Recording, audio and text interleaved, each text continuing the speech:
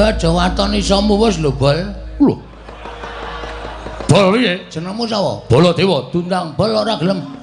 Kon ngundang apa? Hah? Kon ngundang apa? Lara ati kowe tak undang, ha. Tak undang ngono kuwi lara ati. Ora sah lara atinan. Kowe nek ngrumangsani suaramu ngunekke bapakku wis wancine tekaning pati, wis wancine dadi wong tuwa, ming ngantri modar. Kuwi ning atiku ya lara. Hah? Nek omong nganggo aturan kowe. Ora sampenake dhewe. Lho. Kowe wani karo Baladewa. Aja kok kowe bapakmu aku ora wedi. Ora ngerti Bagong nek nesu kok kowe. Kowe nyembranani aku kowe ngunekke bapakku arep modar. Bapakku antri tekaning pati. Anggepmu apa? Wong mati ki ora perkara tuwa. Bluluk kae tiba enom kae. Kae ya iso modar, iso tiba sik mangane kambil. Nganggo pikiran kowe. Wilujeng Gus. Slamet. Kowe do ngopo ya mlayu-mlayu? Ora ngerti kok dhek itu. Ha iya. Ngomong apa ngapusi? Ngomong jujur, aja ngapusi. Aku soalnya kulino ngapusi. Wis ora iso. Ku saiki kudu jujur. Oh iya. Menika ngaten, Raden. Ya. Sing ngomong Petruk apa Bagong? Kula. Ngapusi tak keplak ndasmu pecah dadi papat. Diar ora. Anu kowe Petruk? Ya. Soalnya cangkemku iku kulino ngapusi. Ngono ora sadar tiba-tiba ngapusi mah dadi papat sirahku. Ora apa-apa wis omong sak tenane. Gak salah, kula dianggep wong kleru. Mula ndara karo kanca sing janjane kalih kula sayang goleki kalih kula, mider-mider teng gegono. Ndara Antarjaya goleki kalih kula. Oh nek ngono pancen lumusi ngendikaning Mak Trik Sdewa. Aku kudu bantu karo kowe. Bantu napa? Wedi? Ora. Mesti mawon iki soalnya ajeng bangun gedung kesenian. Ora. Ora bantu karo kowe tak bantu kekuatan. Kekuatan apa? Ngono kuwi. Terus Metu njaba. Lah ora dadi. ha iya. Sing ora dadi Perange lho. Metu njaba kula ya metu njaba bareng wis bingung le do golek anduk. Gong. Ora ning iki ning nggone wong liya lho. Nyatane ngono.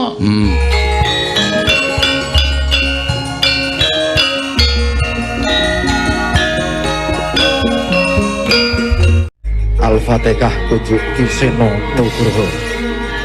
Bismillah. Koko Prabu, atus pundi Yai? menika mboten pangling kedadak suwanipun Petruk kaliyan Bagong wonten ing abyantaranipun ingkang rayi Ngamarta. Iya jagat Dewa Bathara. Wah. Nadanipun menapakno Petruk menika panakawanipun watang-adang kula para Pandhawa. Bagong menika ugi baturipun para Pandhawa. Mbok menawi Petruk sowan menika gadhah wigatos Yai tumunten katimbalana menapa wigatosipun Petruk sowan. Koko Prabu lenggah ingkang langkung prayogi Nun ngestaken dawuh. Panakawan Petruk padha kanthi harja sak praptanira panakawan ning ngarsaning ingsun. Nun amit pasang Kalimantabe tinebene ngila dene dumawaing nawang tuwang sinuwun. Linepatno ing tulak manu. Menawi lepat atur kula diagung pangaksami jar kula menika namung batur, kula menika namung panakawan. Kiranging unggah-ungguh kiranging tata susila kula nyuwun gunging samudra pangaksami. Iya panakawan. Ora dadi ngapa lho nggih, padha rarja sak praptanira. Tansah pinangan ing kawidadane ring sambikala sawanipun ingkang abdipun Petruk. Kepareng kula ngaturaken sembah sumungkaping pangabekti kula kunjuk sandhap pada paduka Gusti kula Sanata Prabu Puntadewa ing negari Ngamarta. Panakawan Petruk ndak tampa pangestuku tampanana kapundhingga jimat paripindayana ing kasantosan. Paring pangestunipun sinuwun Prabu Darmakusuma amawahana kabagyaning gesang kula. Iya Petruk prayoga nunggonmu sowan lho nggih.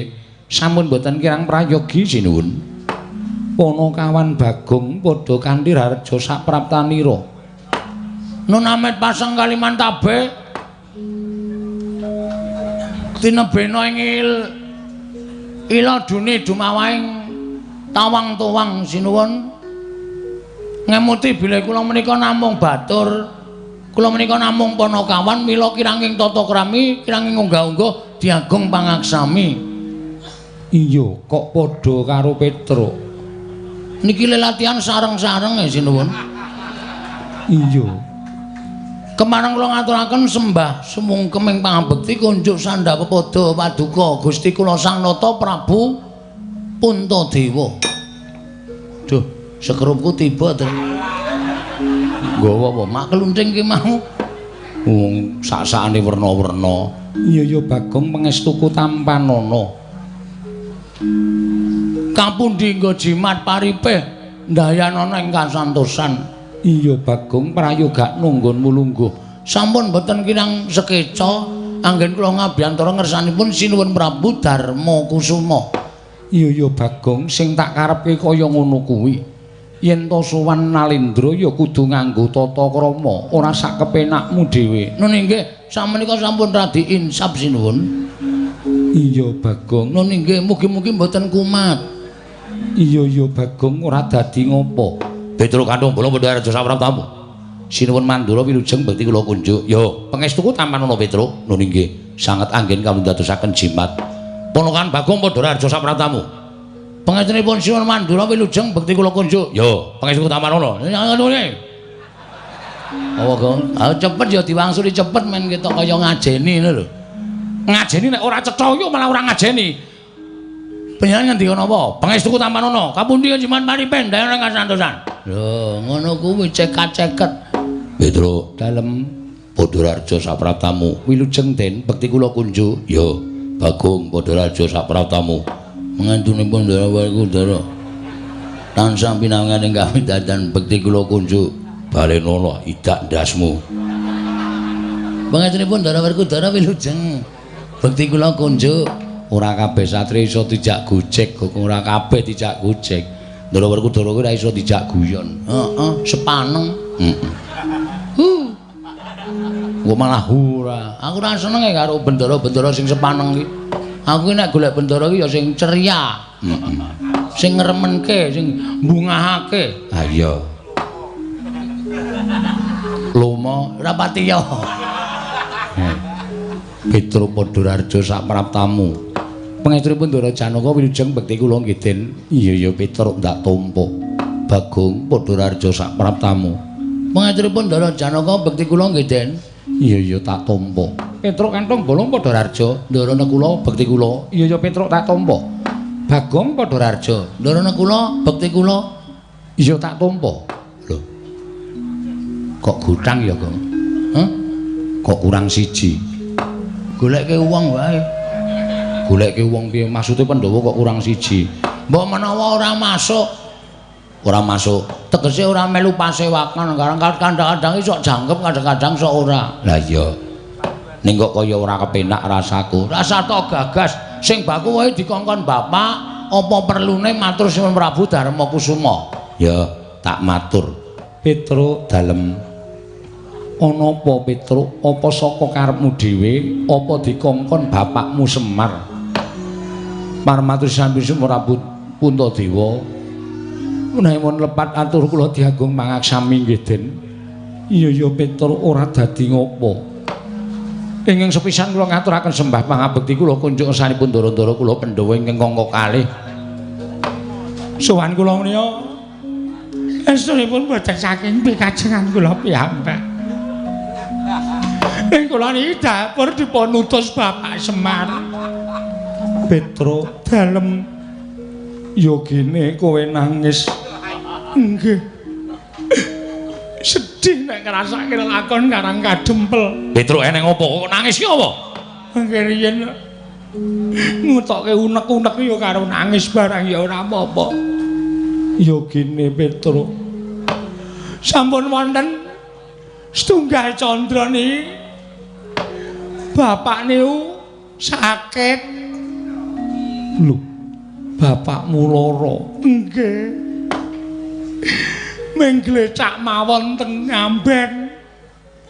Mengambegan kalih matane mlorok. Nek ditakoni pun boten semaur. Pun pokoke mengkaya nuwun sewu. Wis kaya kunarpa, wis kaya batang wong. Ning mripate ijik melek, jantunge ijik keketeking jantung isih krasa. Dari kesemanten kula wis ora kurang-kurang gone nambake bapak. Nganti entek-entekan. Bapak kula tambake ning ora ana sing iso nambani karo bapak. Kula wis ngrawuhke para brahmana winasih sewa sugata miyang para nimpuna. Pendhita ampuh pun kula gawa kabeh teng Karang Kajembel. Ning siji mawon mboten wonten sing iso. Napa nambani larane bapak. Kowe nek le omong ngono kuwi ra cetha. Atiku kelara-lara, Gong. Aku wae nek mikir kowe iki wong ora tatak kok.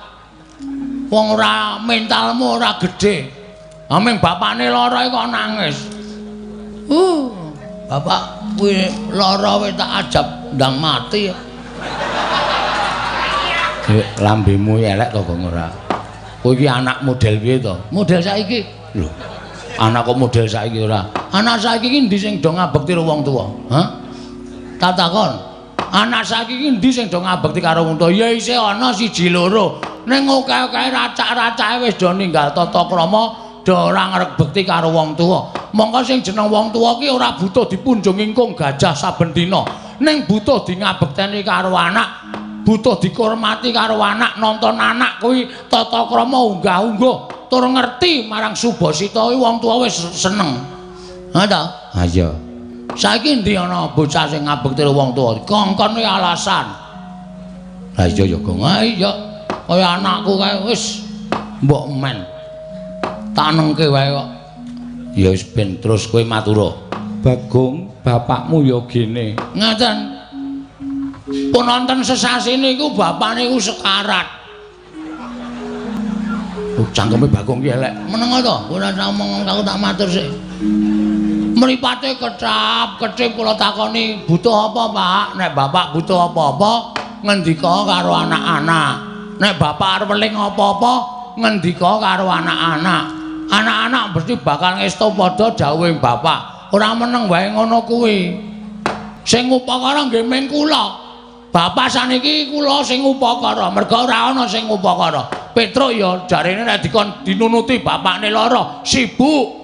Ora ndek kesempatan gula mentah wong tuwa. Gareng nek dikon ngomong karo wong tuwa, didokoki wong tuwa, alasane sawahe akeh, pendhae esuk ning sawah, ora sempat gula mentah karo wong tuwa. Kaya ngeten niku anak-anak saniki niku. Nek bapakne wis arep mecicil, do dititipi wis ora gelem do kon gula mentah ora gelem, ora do ngelingi jaman cilik. Untung isih enten kula. Iya, Bagong. Lah bapakmu apa ora mbok golekke jamu? Mboten. Lho. Ora mbok golekke tombo. Angel banget wong sing jeneng kon maem lambene mingkem terus kok. Nganti bingung kula niki. Saniki kuru niki aku lho. Sesasi mboten tangi saking ngamben niku awake entek-tek. Wetenge sing maune mblegentonge dadi entek. Iga-igane ketok, sing lemu mung kari ndase. Jan wis ora ditata krama tenan. Menengo mbahane kowe iki matur kok nangis iki cara ngendi? Ngoten niku. Lah terus pada suatu ketika opo kuwi Bagong? Oh iya lali aku. Lali nek matur ning ngarepe ratu e. Sawijining dina kula Gareng karo Petro niku tetengok nunggu bapak bengi-bengi nika do melek. Iya.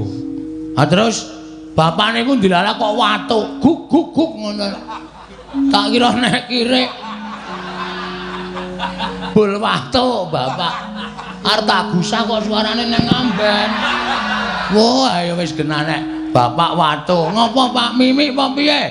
Terus kula jukuke wedang putih kaya sedotan nika kula jejelke teng mulute bapak terus disedot. Bareng niku kok njaluk udut.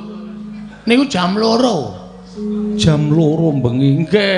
Terus watu terus dawuh kalih kula kalih Petro kalih Gareng. Kira-kira anakku sing gelem tak kongkon sapa ya? Ngono ngoten niku. Terus kula maju aku, Pak. Aku anakmu sing ragil. Konen ngopo, Pak? Men bapak mari aku manut. Aku tak kon nyemplung segara wae aku sago, Pak. Demi bapak. Wonten niku mboten wonten anake loro sik jenenge Gareng karo Petro niku masrahke tenaga nggo mbantu bapakne ra gelem ming doting cermime nika. Terus bapak ngenten iki, ya wis sing tak tuding Petro karo Bagong. Mangkato ning negara Ngamarta. Iya. Terus, lah ngopo Pak nek negara Ngamarta? Kowe nek kepengin bapakmu isih urip, pengen bapakmu ki lestari, le momong karo kowe, pengen bapakmu ki lono urip ana ing jagat, kowe sowana Sinuwun Prabu Puntadewa, Pandhawa 5 aturana rawuh mrene ning gawa pusaka. Ya kuwi pustaka Jamus Myang Jimat kelima sada. Ngoten niku. Nah, sowan kula mriki sampun Sinuwun Prabu Darma Kusuma menika wonten suka lilaning penggalih ngemuti bilih sampun marambah makaping-kaping bapak mriku bantu dhateng para Pandhawa. Momong dhateng para Pandhawa wiwit kuncung nganti gelung, wiwit jabang nganti claprang. Pandhawa mboten pisah kaliyan bapak. Nek nganti bapak men kepengin butuhke Pandhawa 5 cacahe rawuh teng Karang Kadempel sinambi mundi pustaka Jamus Myang Jimat kelima sada ora kelakon. Niku ateges Pandhawa niku nuwun sewu, satriya sing mboten ngerti males kabecikane wong liya. Mula terus terang, nek kula sowan mriki Pandhawa mboten rawuh teng Karang Kadempel, kula wis mengajukan surat pengunduran diri. Pengunduran diri minangka apa, Bagong? Minangka abdi negara Ngamarta. Terus apa gunane kula ket biyen nglesot teng negara Ngamarta, mung butuh Pandhawa rawuh teng Karang Kadempel dadi srana tambane bapak kok ora kelakon. Nggih to? Percamu. Percuma. Hah? Percuma.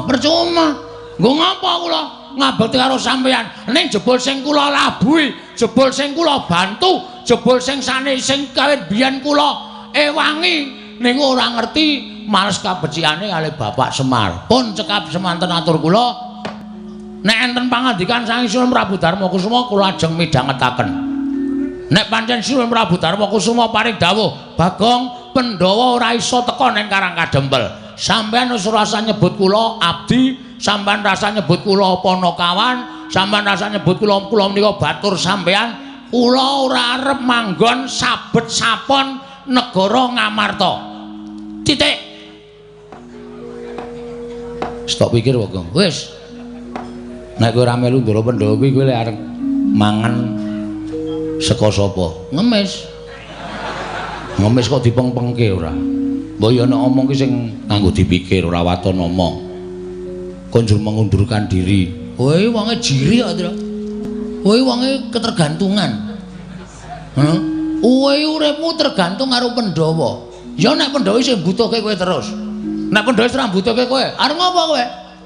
Arep ngemis-ngemis nembung dadi abdine Pandhawa. Heeh. Wong ki ndek jati diri. Mengono kok wedi ora. Ana aku ambok wis paribasane Pandhawa ora iso nglabuhi karo bapak. Nggo ngopo? Nglabuhi Pandhawa. Wis ora ana gunane. Apa sing diparingi Pandhawa baleke kabeh? Kowe diparingi apa? Lemari. Tok balekke.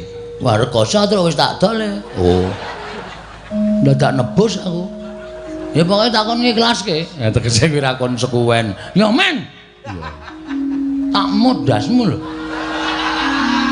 Kowe iki senengane ngigol-ngigoli aku le omong kok.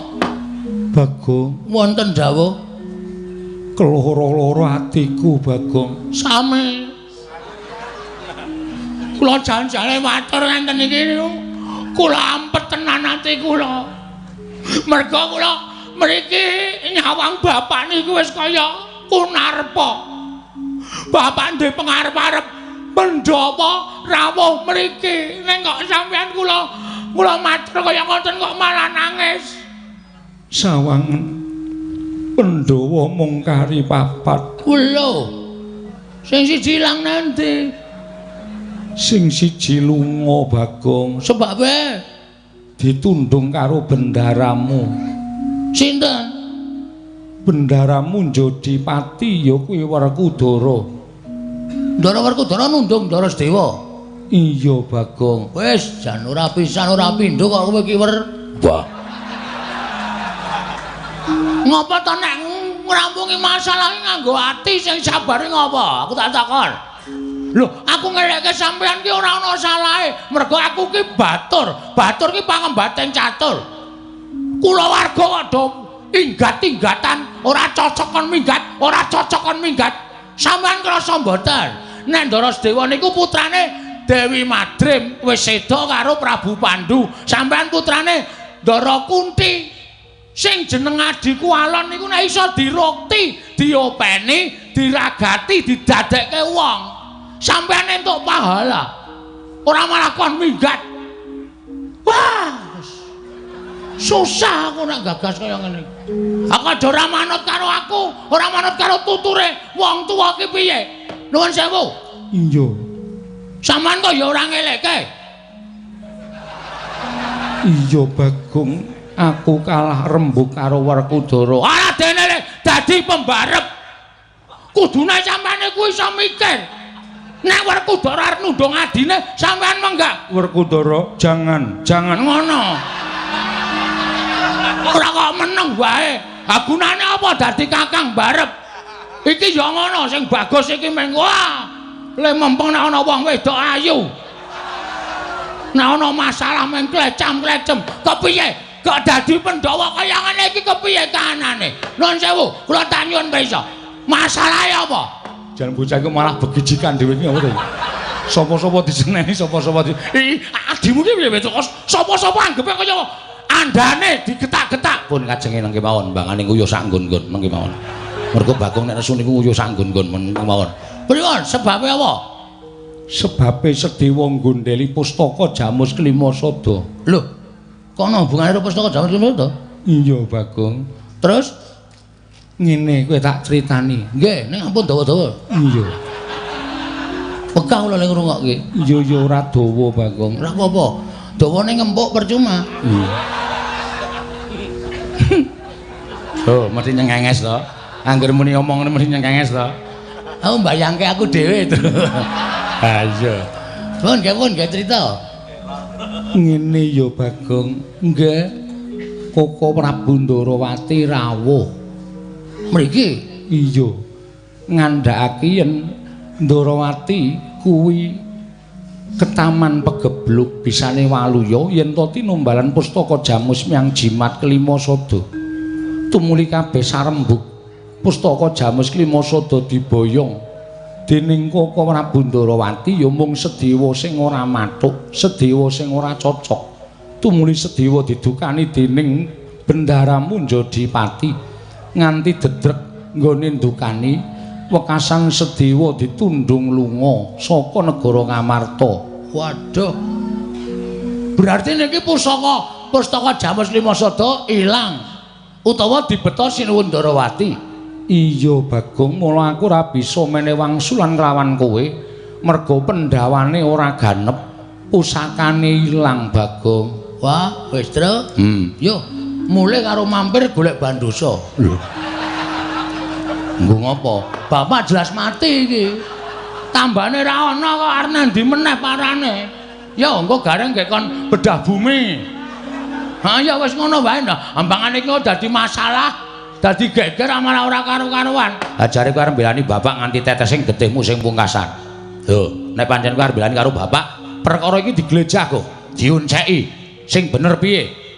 Sing kudune kepiye kelakone ora manut karo kahanan sing kaya ngene iki. Wah, jan susah aku nek gagas kaya ngene. Nun ngapunten lho. Sampeyan kok ya nuwun pangapunten.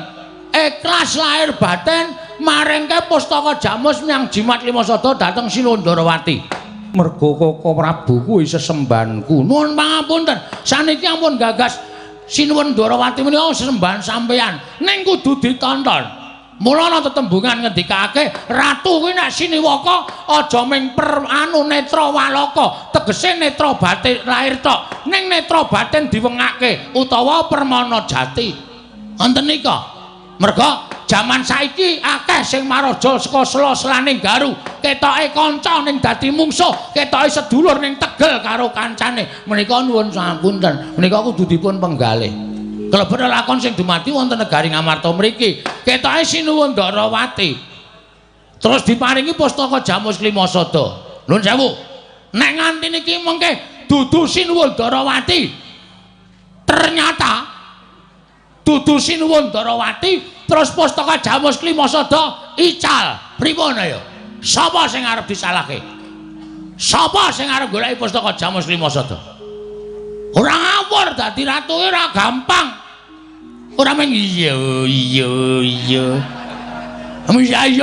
gampang dapusi wong. Wah, sampeyan iku sembrono kok sinuwun. Kula wis matur bola-bali to.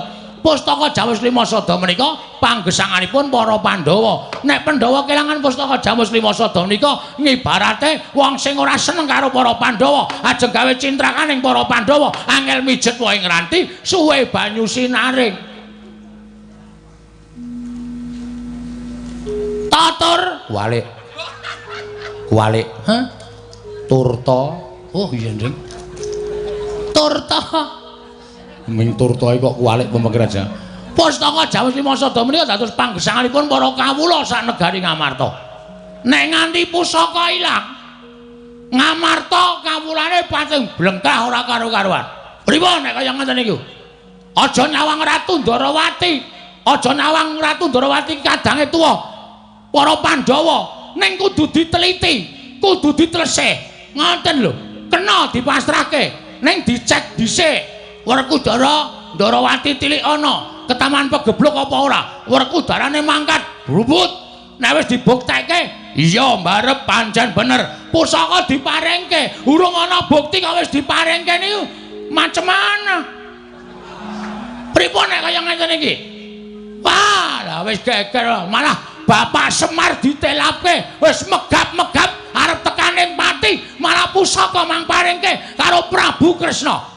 Apa nek ngono? Kresna lho Semar iki bobote abot Kresna apa piye?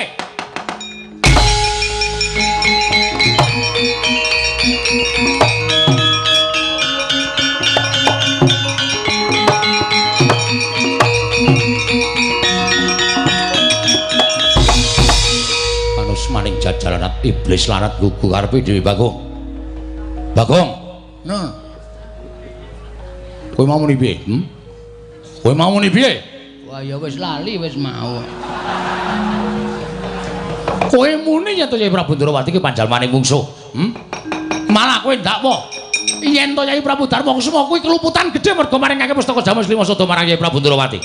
Dasarmu apa kok tak takon? Dasar kula gampang mawon sinuwun. Mergo jaman saniki niku angel wong dipercaya. Ngoten. Kedung jero iso dijajaki ning atine menungsa sapa sing ngerti.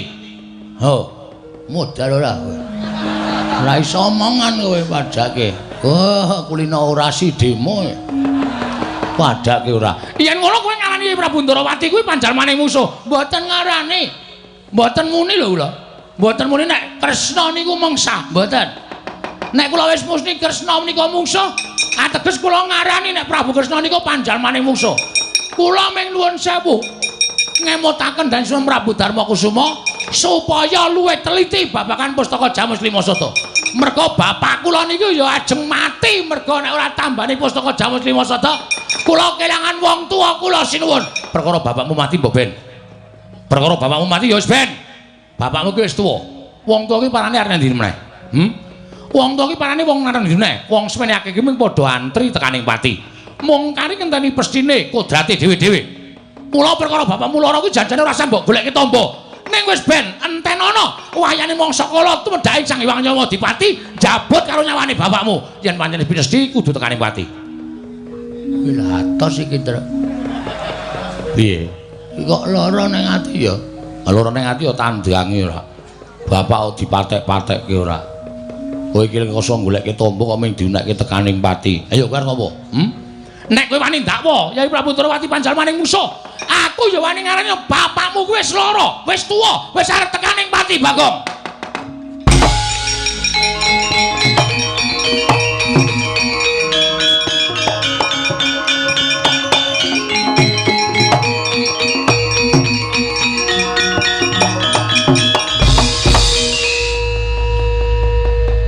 Kowe aja watoni isamu wis lho, Bol.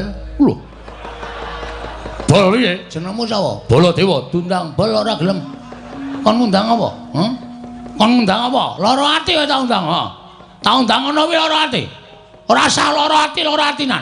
Kowe nek ngrumangsani swaramu ngunekke bapakku wis wancine tekaning pati, wis wancine dadi wong tuwa, ming ngantri modar. Kuwi ning atiku ya lara. Hah? Nek omong nganggo aturan kowe. Ora sampe nae dhewe. Lho. Kowe wani karo Baladewa. Aja kok kowe bapakmu aku ora wedi. Ora ngerti Bagong nek nesu kok kowe. Kowe nyembranani aku kowe ngunekke bapakku arep modar. Bapakku antri tekaning pati. Anggepmu apa? Wong mati ki ora perkara tuwa. Bluluk kae tiba enom kae. Kae ya iso modar, iso tiba sik mangane kambil. Nganggo pikiran kowe. Rumangsane akeh sing wong umur 100 kliwat isih urip meger-meger. Ning ana sing wong kaya kowe dadi ratu muring-muring terus teksek modar ya ana. Wah. Ayo wis dantepi ya, Gong. Dantepi, rasa wedi. Men sisan wae ngopo. Ratu kaya ngene kok digonggongke sak penake dhewe. Lho, yen ngono kowe wani karo Baladewa. Weh lah, kowe iki ora ngerti Bagong kok. Bagong ki tau munggah ning kayangan ngobrak-abrik kayangan. Dewa bubar kabeh wedi karo aku. Lho, lakone Bagong gugat. Kuwi karang aku dhewe. Aku bengi iki sik kon bangun gedung kesenian. Apa ora pecah sirahe? Ayo wis ben ora. Mula aku sedina ora metu saka kamar teturon ning kursi jane karo ngenam-enam pikir ki engko piye. Ki engko gek kepiye? Ha kok entuk dalan wong ki anggere nyebut karo sing gawe urip ora mesti eneng dalan. Anggepe apa? Apa dikira aku wedi karo sampean? Ora wedi karo sampean. Ya pancen wani karo Baladewa. Ora nek papane wong neter kadidayan. Babaro. Ayo. Kowe arep ngopo saiki? Kowe arep ngopo? Kowe tak tandingi legane atiku. Kowe kena mboyong para Pandhawa, kena mboyong pustaka Jamus Klimasada marang Karangadhepur nggo tampa bapakmu. Ning Langka ana dhisik kuwandane Baladewa. Waduh, lewani sumbar ming kowe kok. Hah. Oke aku ya iso gawe sayembara kaya ngono. Gawanan pustaka Jamus Klimasada ning Darawati rasa dibalekke. Waten iso nglangkai kuwandane Petruk. Wis. Kok aku iki piye to? Kowe sik mati ra apa-apa. Ra apa-apa dengkulmu ra. Engko gek tak susul. Ora metu njaba grandang negara. Ayo metu jawa Raden negare ati. Wah, lah pinter tenan makku cilik iki jan. Bareng sedakep kok ana kebul makbul. Nutupi awake Paman Sedewa terus wujud. Waduh. Kaya pendhita ning isih muda. Iya, Antasena. Mula seksenana aku arep nganggo jeneng Begawan Dewa Kusuma. Begawan Dewa Kusuma. Iya. Terus mak cilik Arnendi, aja nyebut mak cilik ndak kawanguran dening wong kiwa tengen. Sebutan aku Bapa Begawan Dewa Kusuma. Ya, Bapa Begawan Dewa Kusuma. Antasena. Kanan negara Ngamarta nedeng wae peteng. Kowe aja lunga-lunga saka kene. Aku ndak ngambah dirgantara ngupaya goleki menyang endi Kresna ingkang gawa pustaka Jamus Klimasada.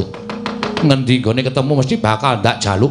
Aku ora bakal nganggo hitung-hitungan yen to kuwi nata Ndarawati sejati, nanging tata carane nggone nyuwun ngampil ora kaya mengkono.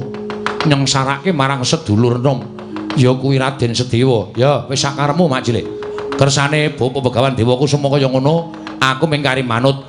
Lah terus aku tok kon ora lunga saka kene iki sirmu piye? Mengko bakal ana ingkang teka ning papan kene.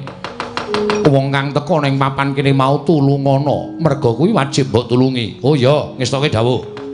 Wis, sembahku nderekke tindake Bapa Dewa Kusuma tak golekane nata Ndarawati ngboyong pustaka Jamus Miang Jimat Klimasada Antasena.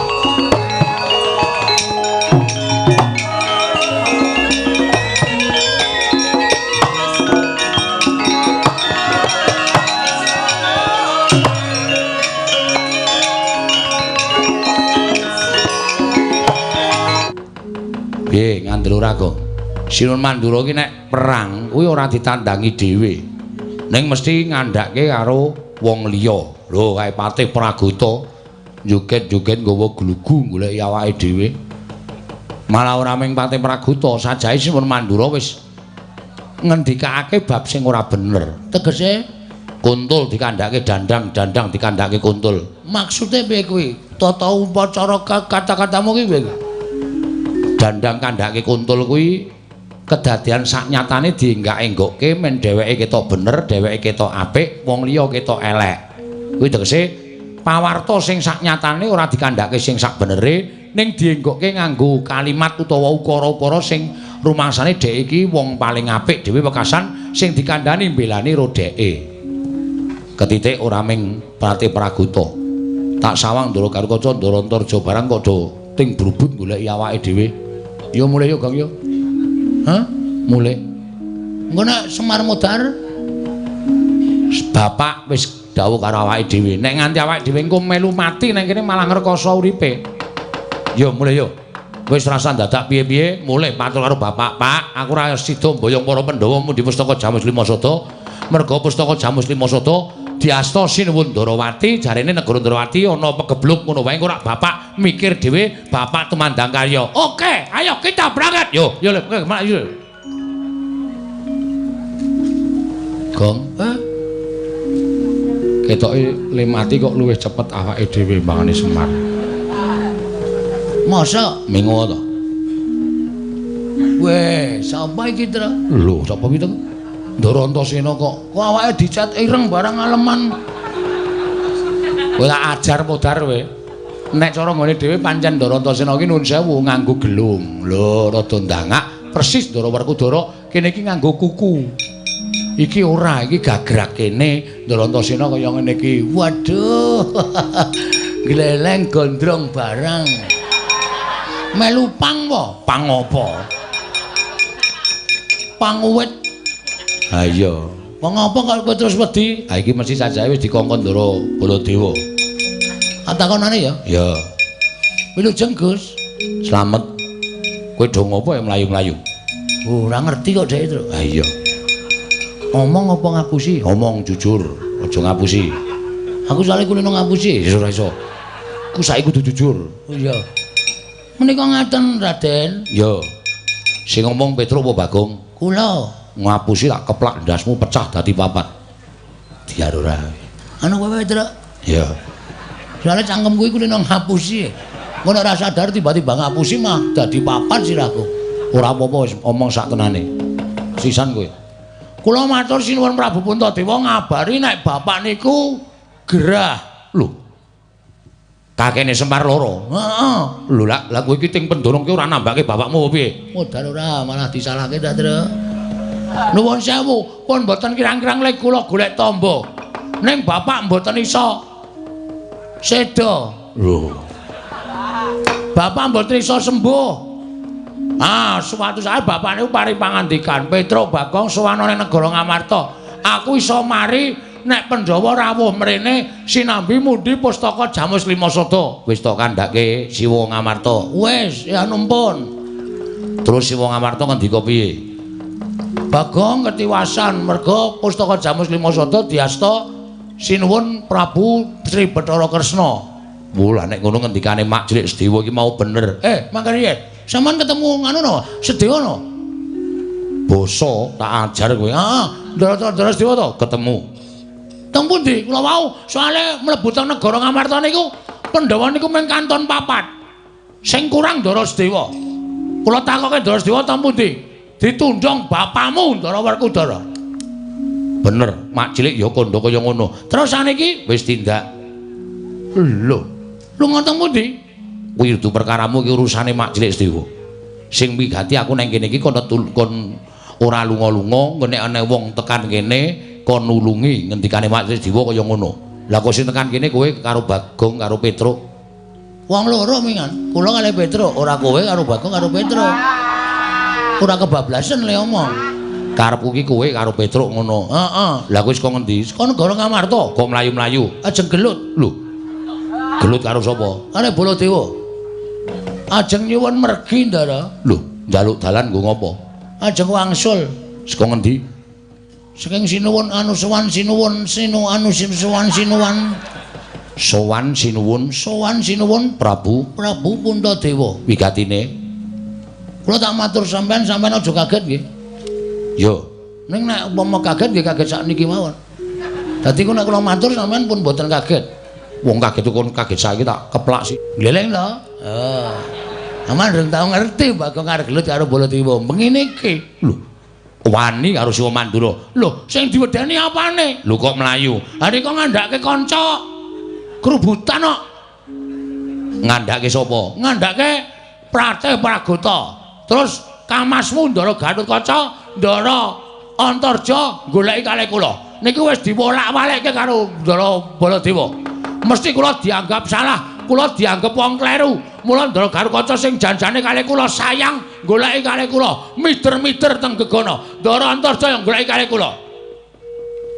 Oh nek ngono pancen lumusi ngendikaning Mak Sedewa. Aku kudu mbantu karo kowe. Bantu napa? Wedi? Ora. Persi mawon iki soalnya ajeng bangun gedung kesenian. Ora. Ora mbantu karo kowe tak bantu kekuatan. Kekuatan apa? Kowe rasa mlayu. Terus Nek pancen wong salah kudu digawe salah. Nek pancen wong bener kowe kudu wedi. Kuwi wajibe wong urip ning alam padang. nggih. Monggo kowe tantang-tantangan karo Pak D Baladewa kuwi perkarane Kono mbelani Kresna. Kula mbelani bapak. Bapak niku wis rekoso lho, Den. Bapak niku saka uripe ming dienggo para Pandhawa. Aku ming perkara Pandhawa kon rawone karang kadempele kok dikalahke karo Sinuwun Darawati sing kawulane kena pegeblok. Apa kira-kira abot Kresna mbangane Semar? Terus Baladewa nesu, "Panos maning jajalan cukup laning bawono. Bagong, menungso ya diapunmu. Kowe wani karo Baladewa." Kula dunekke ngono, muntap kula. Kula terus melu ngadeg metenteng. Wah. kowe kuwi. Heeh, anu iya. Anu nggih. Ngono kuwi. Terus Metu njaba. Lah ora dadi. ha iya. Sing ra dadi Perange lho. Metu njaba kula ya metu njaba bareng wis bingung le do golek anduk. Gong ora ning iki ning nggone wong liya lho. Nyatane ngono. Aku Ndara Garukaca Ndara Antarja do ngewangi. Ora jiwa satria. Ndak dirambati anu jangkrik. Satria dirambati jangkrik. Ya matur nuwun kok. Heeh. Terus lajeng ngewangi pripun? Kowe rasah mlayu nang kene. Terus Kakang Garukaca Kakang Antarja adepono. oke, siap. Carane Kowe tak ewangi. le ngewangi. Kowe maju petukno Kakang Garukaca Kakang Antarja. Oh ya bener nek iki diunekke satria petuk ya bener. Kok iso? Kan muni kowe tak ewangi ning maju petukno Kakang Garukaca Antarja. Maju ya modar tenan. Aja semelang kowe tak uripke. Kowe kok gleleng. Beto power bank lho. Ora ning aku iso nguripke wong mati. Carane Iki lho. Banyu sungut kuwi tak pres. Tak nggo nambani wong loro, tak nggo nguripke wong tekaning pati sing durung winanci. wah gleleng iki to. Heeh. Ya maju yo. Engko nek nganti awak dhewe mati ra konangan, Nah kuwi masalahe. Nah sampai kula mati mongko ketutupan suket ayo. Sampeyan nambani pripun? Ora sembrono nyawa nggo dolanan. ngene bae. Supaya kowe ora iso tekaning pati, sing kira-kira arep maju mungsuh Kakang Garukaca Kakang Antarja sapa? Kowe waku tru.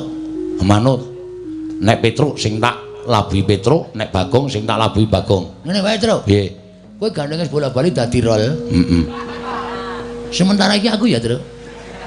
Kowe arep ngopo? Aku tak sing maju. Aku diluwangi ndelok seno. Ya, sakarepmu. Nek Petruk ora maju ning mburi kene. Arep ngopo Gong? Wong kok glelenge ra jamak-jamak. Terus kula kudu pripun? Aku tak manjing ning awakmu. Lho. Kowe nek wis tak njingi, kowe dadi wong ampuh, kowe ditibani pusaka ora apa-apa, disuduk ora bakal tatu, kowe dipotol sirahmu karo Kakang Garukaca ora bakal potol. Soale ngedrat Ora. Ora bakal potol. Oh siap. Terus carane? Mlebu ning awakmu. Oke. Metu pundi? Niki napa? Pripun? Moh ababmu mambu. Menapa niki? Niki cilik ning elastis. Iso klebon gedhe barang ngene.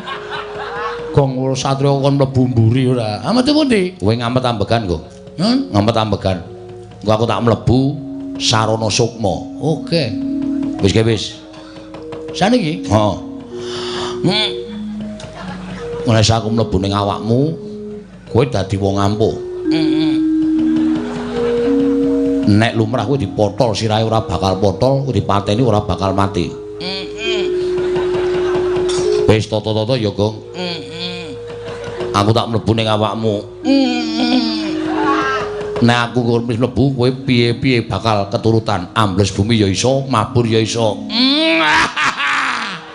Lan jeblok wetenge. Mengomong wae ora.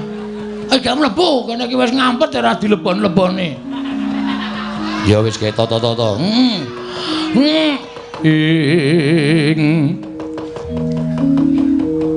Tan samar pamoring sukma sinukmaya winahya ing asepi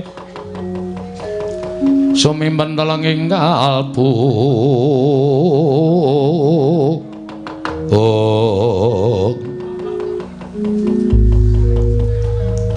wis aku mlebu ning awakmu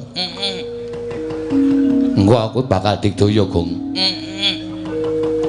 wis kowe iso ngambandir Gandara kowe iso mabur ngono wae ya Gong. Oh celeng iki tak kira nek Ndara Antasena diwas arep jeblok wetenge Gus apa sampeyan nang pundi aku wis nang jero awakmu gleleng iki nek ora nganggo Bagong sing siap nggo gelut wis ora wah kaya nganggo training abang barang siap pokoke ayo sampeyan nang jero awakku lho oh sampeyan wis nganu cetha mbantu kula wis karo ngomong apa iso keturutan upamane ambles bumi ya kelakon mabur ya kelakon iki nek tak coba ora ana nyatane tak tokke liwat mburi lho iki iya buan klepret ya men luwih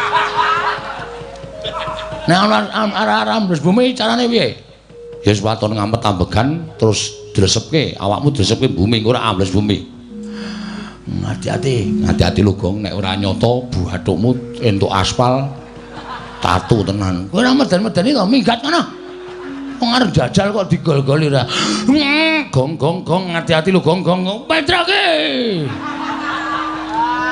jotos tenan kowe marai tratapane wis tak niati tenan ya wah piye Gong kahanane peteng meneng jeron bumi waduh sarean Netro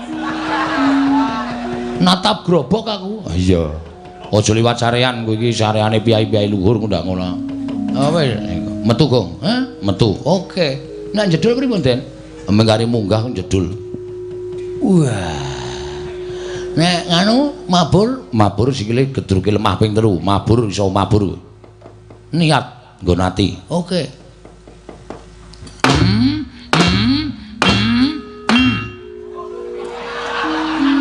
kuwi papat mula cah sekolah kon sekolah kaya ora jamak-jamak tulung ngitung-ngitung lho iya aku nek hitungan ora tau mlebu iya ya coba 1 2 3 niat atine mabur wah dan gleleng tenan mengke genti kula nggih Den ya engko gampang wah rasa Petruk rasa ndak gleleng kaya nyolongane wong wah kaya balon itu ending heeh wedian golek kamar mandi sing ora ana gendenge sapa ngerti entuk kanugrah ya wah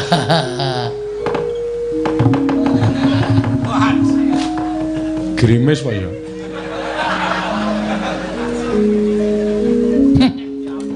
Wo wedhus iki. Padake kloset ora. Men tak uyuhi sithik kok, Tru. ya wis mangkat Gong Mangkat kowe rasa melu-melu ngaso. ya Hak tatakane dhewe sing kira-kira mbelani karo Baladewa. Aku sing nandingi. hati-hati ya Le Siap aja kuwatir, aja kuwatir. Ayo.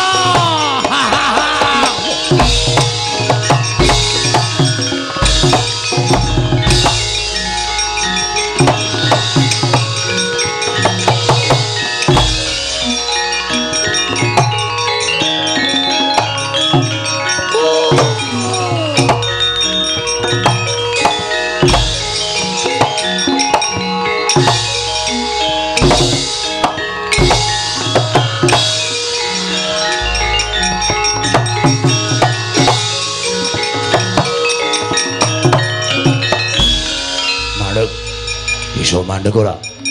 Mandeg. Iki piye iki pesawat kok nyekel pesawat? Medun. Landing. Sabar. Edan gugu karepe dhewe. Ora edan, kenyataan Om. Iso mabur. Lho, apa sing iso mabur iki sing sampean tok apa? Arep kula wong kere kaya ngene nek iso tuku tiket iso mabur, Mas. Aja ngawur Bagong. Nun. Kuwi tak takoni bloko. Nggih, kersane ajeng napa sampean? Kowe wani karo si Mandura. Anane kula wani merga kula diwarahi. Cacing nika kepidak menungsa. Nika ngolet ora ngrasake lara, ning butuh males karo sing ngidak. Ning Bagong duwe perasaan. Coba saniki kula tak takon, nek upama bapakmu lara, terus bapakmu dunekke ming Werkudara lara kok modar mbok men. Ngono piye perasaanmu? Hah? Sing muni ngono sapa? Lho, sing ngakon kowe sapa? Siwa Mandura. Sing muni ngono Baladewa. Mula aku ora trima nek nganti bapakku dimodar-modarke karo Baladewa. Endi menungsane? Lho. Kon tekan kene. Kowe aja urap-urapan suaramu. Aja wani nantang karo Siwa Mandura. Bagong, yen kowe wani karo Mandura, aku isin dibatur kowe. Aku ya isin ndek juragan kowe. Apa juragan ra iso mikir? Gunane apa? Percuma sampeyan dijadi nang kayangan. Dadi satriya babaran kayangan. Ning iki ra tau dienggo. Menggunake tenaga, gunake akal. Dumeh satriya pringgandani. Sapa sing wani karo dheweke? Senake sapa sing wani karo Baladewa mongko kenyataane ora kaya sing dikandhake Baladewa senake. Apa kowe kaya ngono? Rumangsane ora. Kowe malah nguring-nguring karo aku, muni-muni karo aku. Merga sampean ora jumbuh karo ngendikane. Aku ora seneng nek carane kaya ngono. Bapak niku lara. Hah? Bapak lara tambane pustaka Jamus Limasada. Monggo pustaka Jamus Limasada ilang. Ha ta? Ora? Yo. Ilang merga digawa Sinuwun Ndarawati. Kula ming muni, Ndarawati kok dadak nggo tumbal pustaka Jamus Limasada. Ah kok makmu gedhe Mendura. Bagong menungsa ora tatanan. Bapakmu ki wis tuwek. Lara ki wis sak mestine. Mengkari ngenteni wayane mangsa kala bapakmu modar anut karo kersaning sing gawe jagat. Apa ora kelara-lara aku? Aku ora apa-apa ora kelara-lara. Bapakku lho. Dunake ngono iki bapakku. Bapakku ki jegoke kirike-kirike tak bleh. Kok dadi bapakku dunake modar kaya iki. Nek Bagong ora trima, mula aku kepeksa wani karo Prabu Baladewa. Yen kowe wani padha karo wani karo Gatotkaca. Oke, ra masalah. Ra masalah. Apa dikira aku wedi karo? Aku nek ngene iki ora wedi karo sapa-sapa. Kowe iso malik otot kawat balung mesi. Aku iso malik balung kirik. Ayo ngejak apa kowe? Ora minggat suaraku tak candak siramu tak potel gulumu. Potelen nek nganti aku iso potel siraku meguru karo kowe 20 taun Brara Gatotkaca.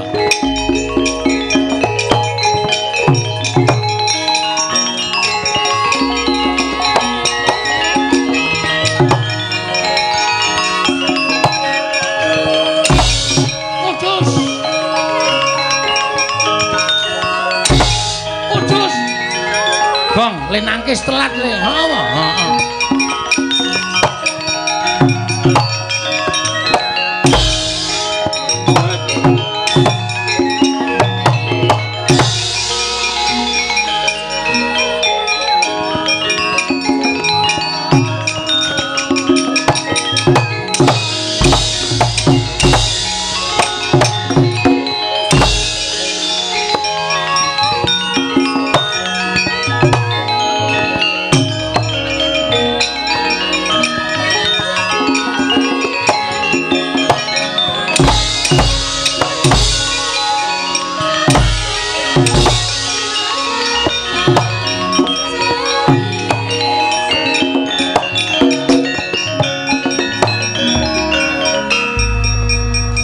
Gong.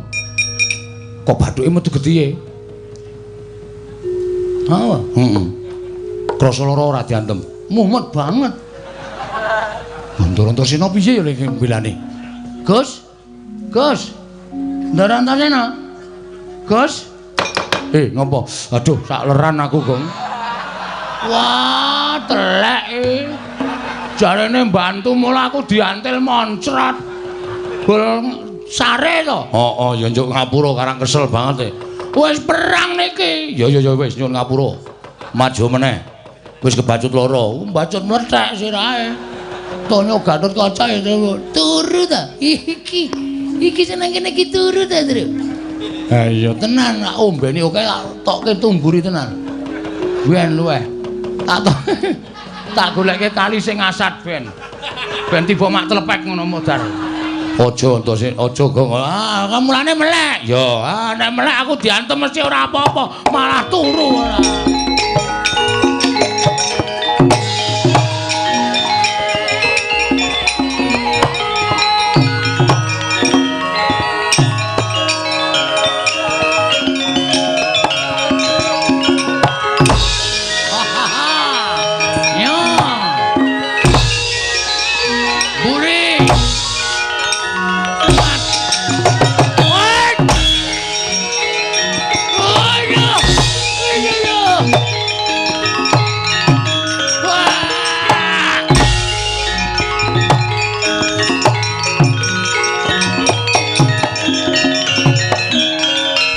Sirahmu ora bakal tak gawe macak, mesti bakal tak sirnake. Oke, ora masalah. Melek lho. Iki bahaya iki. Tataane nyawa, ayo matane diganjel. Ora merem nek nganti merem sirna marga layu aku. Mati dening aku. Wis kok iso model siraku. Bumi langit tangkep. Mutar dening aku.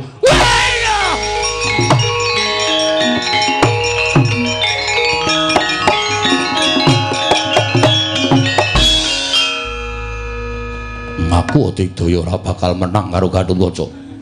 Sambato. Mati dening aku. Wani karo Siwa Mandura padha karo ngorek-orek marang pasuryane Gatotkaca. Ora sudi aku batur sing gawe wiranging Bendara. Mutar dina iki. Wah, akeh semute. Pindah kene aku ting celekit kabeh ora.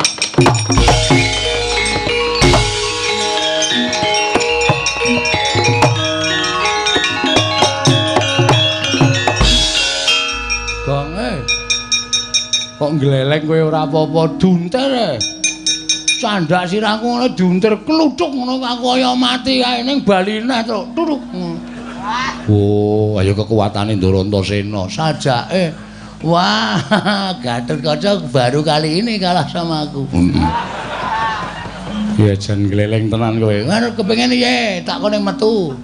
Ben manjing ning nggonamu. Ora aku arep ngaso kae. Itu rampungno ngono. Rampungno. Ning ki sing maju Ndara Antarja, kuwi kakange Ndara Antasena. Nek Digdaya iki mesti Digdaya Ndara Antarja, padha-padha putu dewaning ula. Waduh. Kira-kira menang sapa ya, Tru? Ane mestine menang sing tuwa karo sing enom. Halo. Ngopo? Iki mungsuhe Ndara Antarja. Ora usah wedi, kowe iso nyembur. Hah? Kowe iso nyembur kaya Kakang Antarja. Iso nyembur kaya ula? Iso. Ora usah kuwatir. Wah. Gong tak ajar kowe. Jajal jengkulmu mlocot ora. Kowe iki bisa lho, Gong. Alah, lho. Ayo jare emoh ora. Kowe wis sedhela emoh, gak aku ora seneng ajarane ngono aku ora seneng aku. Ora liwat kene iso sembur tenan aku. Iki arep gleleng ayo. Nek kowe ngendelke le duwe upas. Bagong ya duwe upas legane atiku.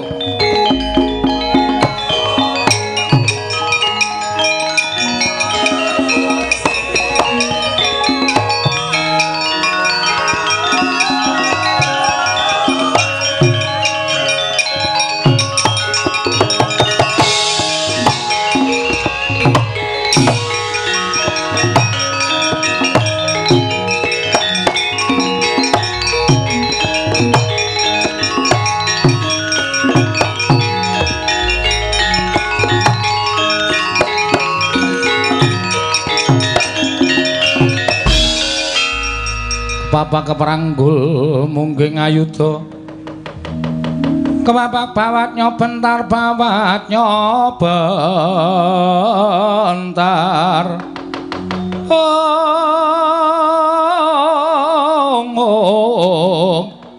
kepapak nyomungging aloka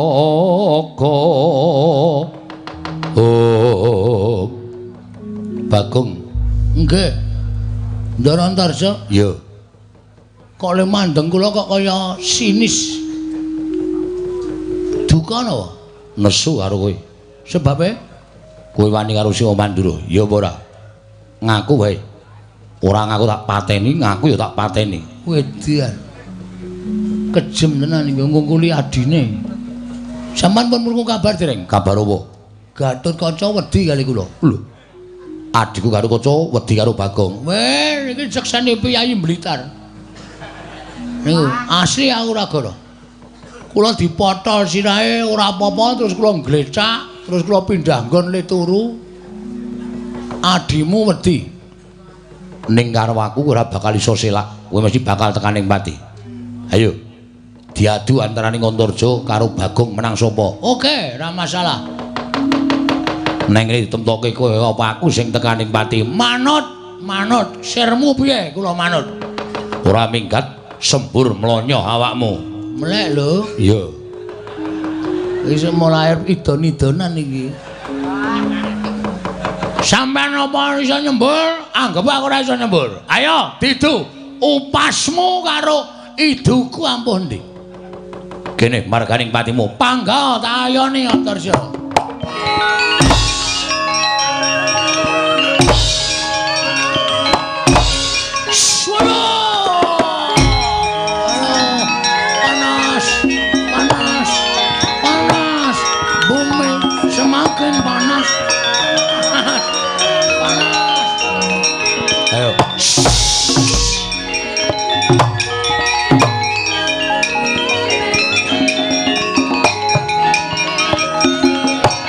Sambatos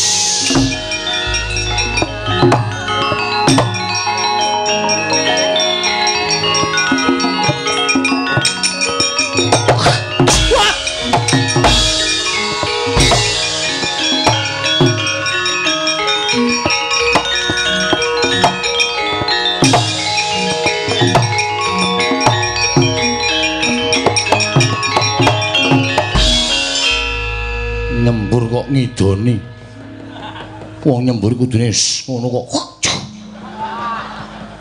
saisaku panas to dadamu kena iduku wilah dalah lah kok nyolong pethek ing atase Bagong kok wani ngidoni sarta iso nyembur kaya dene Antarja ora panglik mesti ana sing bantu karo kowe Kang ngrasa melu-melu perkara iki nek Kakang melu-melu perkara iki aku nganggo raganing Bagong tak ladeni padhangane wani petengane apa meneh rupak wani jembar wani Kang tak hitung-hitung sing luput Siwa Mandura dudu kok Bagong nek sampeyan melu-melu perkara iki dosa gedhe lho Kang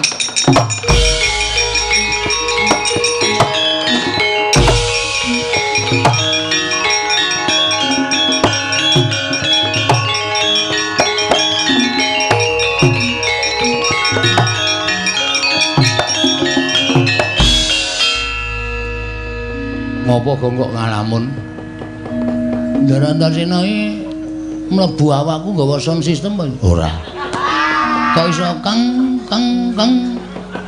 iso bergema terus Ndara Antarja melayu ha iya wah kowe gleleng tenan iki arep pirang dina ning awakmu ya Gong ora arep takon metu oh arep tak jahiti kabeh mbur dondomi men ra iso metu apa anggepmu nek tok dondomi aku ora iso metu kok metu karo wae karepku dhewe padha kula ya ngono nek ya ora iso dipaksa kok ya metu ya emoh aku ya ngono metu karepe dhewe kok ya terus ha iya kabeh ya dhewe-dhewe kok ya panos maning jajalan ati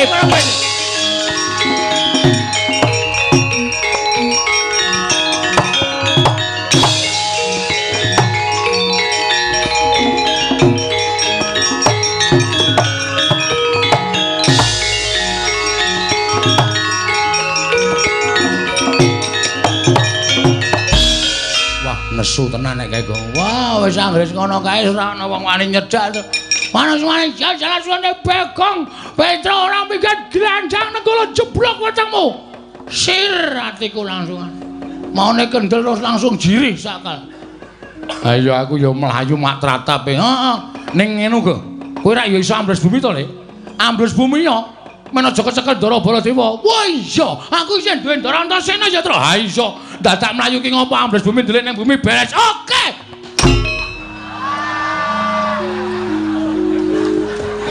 Melek. Sing melek sapa? Ndara Antasena turu mesti ki, Tru.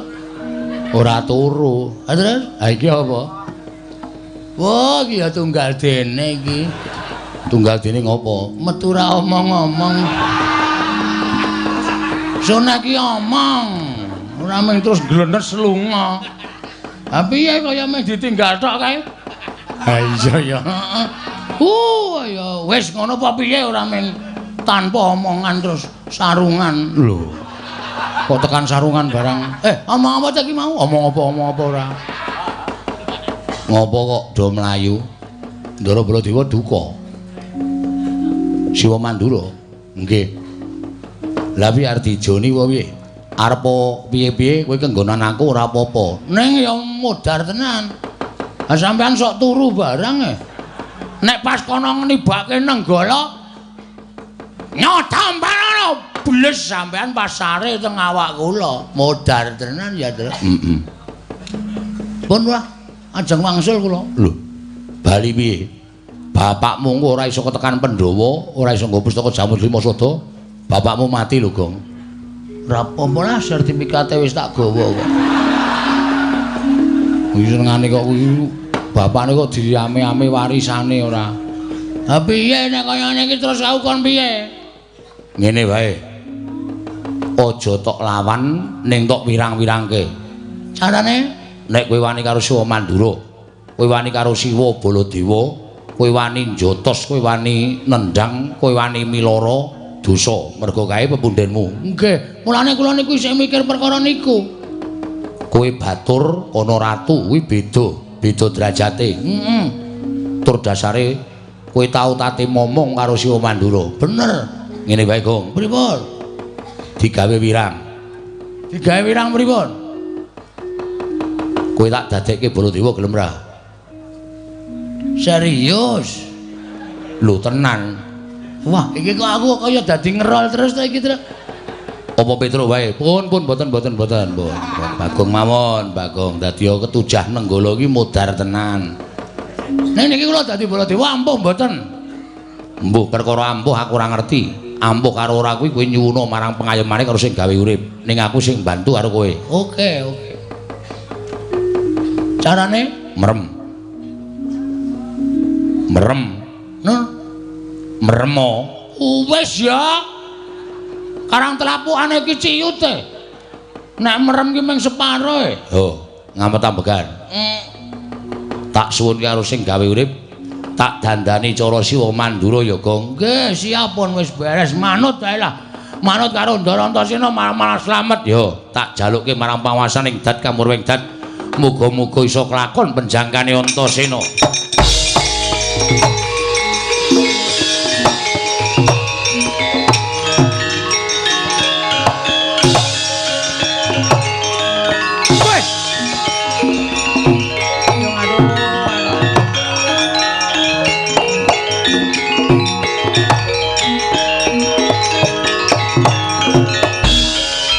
Delokke kowe nganti ketekuk suwe banget irungku, Gong. Mulane mau kok jarem-jarem ki apa to? Boli irungku ketekuk. Pripun niki? Lho kok pripun piye to wis dadi kok. Wis dadi ya? Wis. Tru, dire pengilonmu, Tru. Ora nggawa. Kowe iki iso nggawa ngotan cilik aja. Kene. Aku kok nggawa ngotan cilik kaya ora ngerti watakmu, Tru. Nggawa ngotan cilik tok kakek sikil nggo nginjeni kathok-kathok kae aja. Ora ya tak antil modar kowe ora. Silai to, silai ben percaya. Yo. Ora pengen ngerti. Oh. Oye, waduh. Wah, terus uye. Jagat Dewa Bathara, jagat Pangestu Ndara. Anakku nggih. Anakku wong Centara, anakku wong bagus. Antasena. Arep kowe Baladewa nek Antasena tak kamplengi raimu kowe. Aja kaya ngono ya iki. Aja kaya ngono. Petro. Petruk jengkulmu mlocot ya. Ayo Satria. Aku dibombong to. Nek kowe tak timbali iki nyawang aku iki Baladewa, tak timbali dalem sinuwun ngono. Ya. Maju rene to. Ya wah yen mung bombong adine kok. Petro Kandang. Wonten dawuh sinuwun. Wih, bojomu nendi? Sinuwun Mandura kok nakoke bojo. Weh, adalah Antasena. Apa Pakde? Kowe edan kowe gondrong kowe. Mbok cukur. Ya sesuk aku tak potong, Pak. Heeh, Petro. Wonten dawuh sinuwun. Iki aku arep maju perang Petro. Nggih. Terus kersane Petro kan ngono. wonten dawuh. Weh, adalah. Ya pancen ngono Petro. Ah nggih. Nyai Kresna endi Petro? Wah kula mboten ngertos. Edian. Sanjay lagi Dharma Wisata Petro. Turuti omongane teng blasur ora karo-karo. Antasena. Apa Pakde? Aku arep maju ning peperangan Antasena. Pamujimu tak jaluk. Ya sing ati-ati Pakde, tak donga-dongake lepas oparane jembaro kubure. Sing apik cangkeme Antasena, Cangkemmu kuwi. Wong ngawur to karo Antasena kok nyangkem-nyangkemke ora. Antasena iki pernah anakku dhewe Petro. Antasena iki pernah anakku dhewe.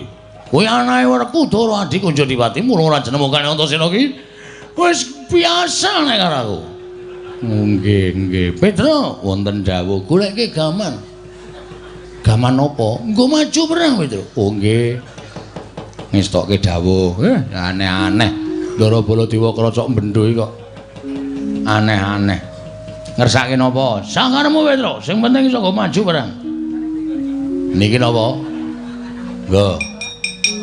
Niki. Weh, adalah. Baladewa kok nggo celurit. Liyane Petro. Oh nggih. Niki. Aku ki ora arep gawe pendopo. Nggih. Aja graji kowe nggo graji cengelmu piye? Oh nggih. Salah terus. Nggo. Nah, iki pusakaku.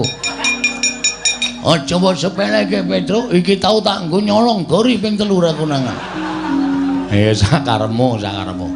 Antasena, Piye, Pakde? pamujimu tak jaluk. Ya, pen kabeh pamujiku. Maju ning peperangan.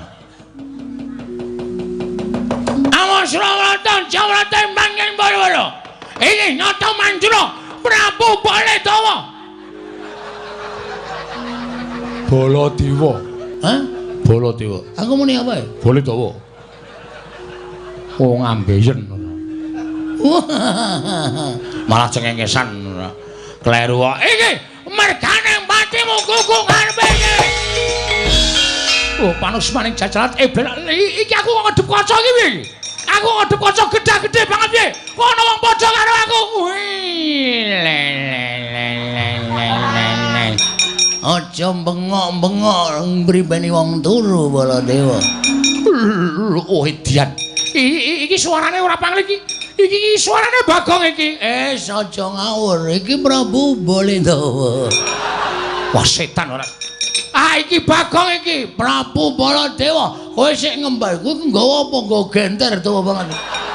Baladewa rupek mlinjo cengelmu kuwi.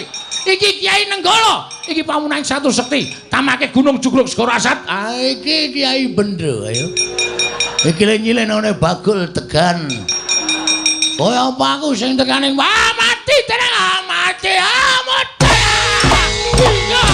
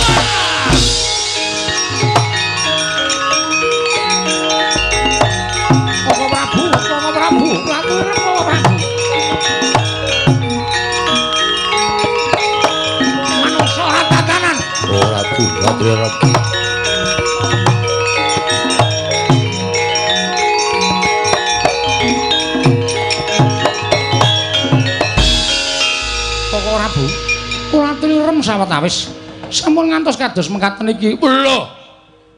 Lah dalah. Yayang Ling Darma. Kresna. Kula wonten maring adawuh. Kowe iki piye to? Kowe dudu aku kowe. Kowe dudu aku. Ora Bu, kula aturi emut, ora Bu, kula aturi emut, kula aturi sabar. Sampun ngantos dados pasulayan. Kok ora Bu? Iya, piye? Iya, Kresna. Kowe saka ngendi, Kresna? Kok isih gabres? Sik.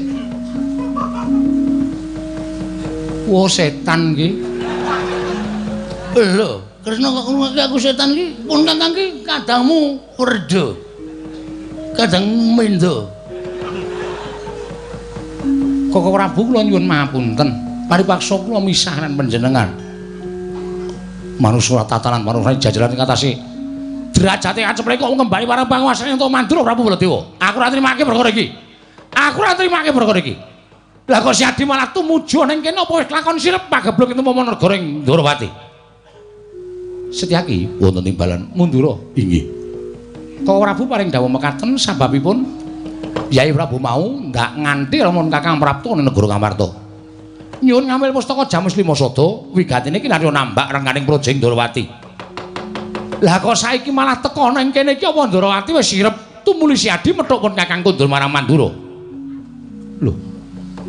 Kula nyuwun mapunten, kula nika nembe dugi. Kudune kowe ngerti, Kresna baru tiba. Saka negara Ndarawati. Mengkono to, Yayi? Inggih, Koko Prabu. Mekaten cariyosipun. Dalah. Wah, setan mbok kuwi menungso kon salin sik kuwi. Kuwi kon salin sik kuwi. Derajate acepne kok ngembari parang nata Mandura Prabu Baladewa.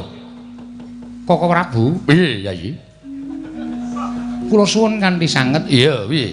Setyaki aja mepet-mepet. Iya, ngestakaken dawuh. Setyaki aja basa, kowe ngerti ora? Sinten? Kene nyedhaki tak kandhani. Wedhus. Regane pira Setyaki? Gus. Kok iso dadi kaya ngono? Wis kowe aja melu-melu Setyaki. Piye, Kresna? Aku manut sabdane Kyai Prabu Ndarawati. Monggo kepiye? Apa yang tak tindakake? Koko Prabu, sakmenika kula suwun panjenengan wangsul kados wingi-wingi. Lho. Maksudsu? Maksud lu? Kowe Kresna wis paham kata-kata modern. Kresna wis ngerti kata-kata modern. Aku nek ora tok warai ora bakal kaya kene. Ayo salin. Salin no. Lah salin piye? Aku le dandan ora ngerti. Ngerti-ngerti dadi kaya ngene kok kon salin. Iki aku ora dong kok iso dadi kaya ngene iki Kresna. Lho, ning gawe kowe sapa? Anu. Putramu Ngrandu Kumbul. Bambang Antasena. Antasena Setyaki on rene. Lha iki ngestakaken dawuh. Setyaki, Wonten dawuh. Antasena kok rene? Ngestakaken dawuh. Antasena, Piye, Pakde? kowe apa sing gawe Bagong kaya ngono kuwi? Heeh. Ayo dibalekke. Antasena aja dibalekke rung rampung li nyambut gawe. Urung-urung wis kon balekke iki ora cucuk karo siwane. Sik menengo, Gong. Aku lagi rembugan. Balekke Antasena balekke. Menungso ora tatanan jebul kowe sing gawe Bagong wujud kaya ngono kuwi. Nek ora tak ngenekne ndak Pakde mentolo karo Panakawan. Iki Panakawanmu. Kok dadi Pakde kok mentolo karo Panakawanmu? Mergo aku mbelani Prabu Ndarawati. Yai Prabu nyilih pustaka Jamus Lima Sada, Bagong nyebutake pustaka Jamus Lima Sada. Ming takon ngalah kok ora gelem. Dapure batur kok ora gelem ngalah. Antasena, Piye, Pakde? mikira jangkae kae. Ya narto jangkah jangka. Lho, kuwi malah Antasena mbombong kuwi. Antasena. Piye, Pakde? Kowe aja kaya ngono to, nggawe geger iki ya wis ben. Terus karepmu Kuwi diganti. diganti sapa? Lho, diganti Bagong. Yo Pakde yo ganti yo. Waduh, cilaka iki aduh. Iki aku nek iso aja tok ganti, aku tak mulih nang ngomahku, tak gandrung karo garwaku. Bala tiwa gandrung, dengkulmu mocot, dengkulmu kuwi sing mlocot. Wis. Wis senengane ayo Dono. Woi ladal.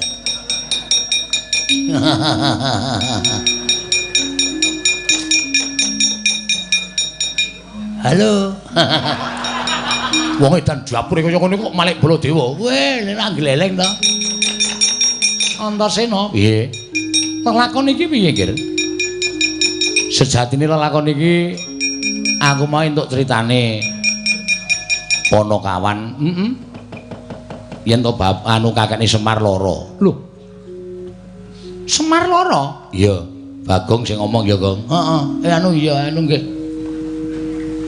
Terus sisane bisane Semar kuwi walu yen arep Temah Jati kudu nganggo dirawuhi Pandhawa 5 cacahe ning Pandhawa pun geseh. Lho, geseh piye?